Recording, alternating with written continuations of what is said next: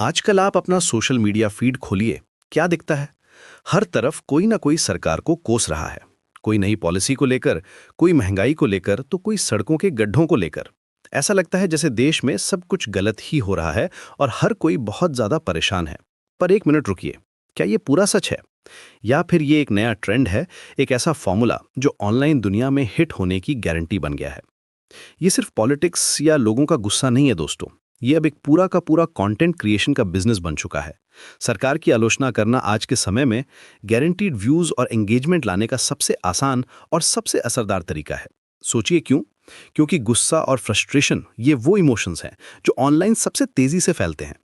जब कोई क्रिएटर सरकार की किसी नीति की जोर शोर से बुराई करता है, तो वो उन हजारों लाखों लोगों की आवाज बन जाता है जो शायद मन ही मन वैसा ही महसूस कर रहे होते हैं। उन्हें लगता है कि कोई तो है जो उनकी बात कह रहा है, और नतीजा, वो उस वीडियो को लाइक करते हैं, शेयर करते हैं और कमेंट्स में अपना गुस्सा निकालते हैं। सोशल मीडिया का एल्गोरिदम भी इसी आग में घी डालने का काम करता है। एल्गोरिदम को इससे मतलब नहीं है कि बात सही है या गलत, उसे बस एक चीज चाहिए, एंगेजमेंट। और जब किसी वीडियो पर हजारों कमेंट्स और शेयर्स आने लगते हैं, तो एल्गोरिदम को सिग्नल मिलता है कि ये कंटेंट जरूरी है, फिर वो उसे और ज्यादा लोगों को दिखाने लगता है। ये एक ऐसी साइकिल है जो चलती ही रहती है और क्रिएटर रातों रात एक सेंसेशन बन जाता है। इसका एक सेट फॉर्मूला है। पहले एक हॉट टॉपिक पकड़ो, बेरोजगारी, महंगाई, कोई नया टैक्स, कुछ भी जो आम जनता से सीधे तौर पर जुड़ा हो। फिर उस मुद्दे को थोड़ा बढ़ा चढ़ाकर एकदम ड्रामेटिक तरीके से पेश करो।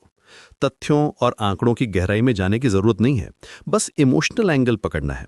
ये आम आदमी बनाम सिस्टम की एक लड़ाई की तरह दिखाया जाता है, जहां सिस्टम हमेशा विलन होता है। इस कहानी में हीरो वो क्रिएटर होता है जो सच बोलने की हिम्मत कर रहा है।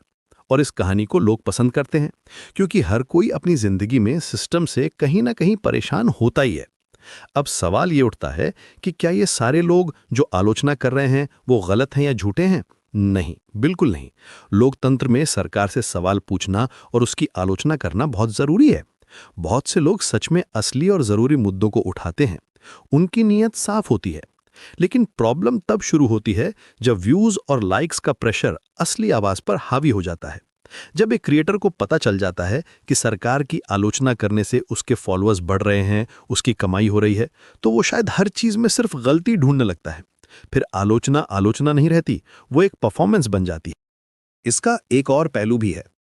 इस तरह के कंटेंट की वजह से असली और जरूरी मुद्दों पर एक हेल्दी डिबेट या चर्चा की गुंजाइश ही खत्म हो जाती है। सब कुछ ब्लैक एंड व्हाइट में सिमट कर रह जाता है। या तो आप सरकार के साथ हैं या आप उसके खिलाफ हैं। बीच का कोई रास्ता नहीं होता। जब हर कोई सिर्फ चिल्ला रहा हो, तो कोई किसी की बात नहीं सुनता।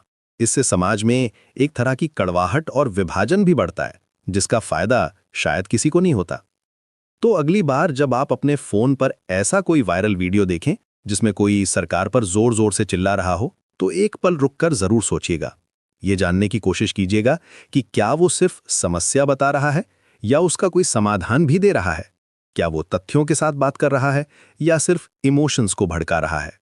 क्योंकि आज की डिजिटल दुनिया में एक जरूरी आवाज और एक सोचे समझे बिजनेस प्लान के बीच की लाइन बहुत पतली हो गई है, और एक जागरूक नागरिक होने के नाते हमें इस फर्क को पहचानना बहुत जरूरी है।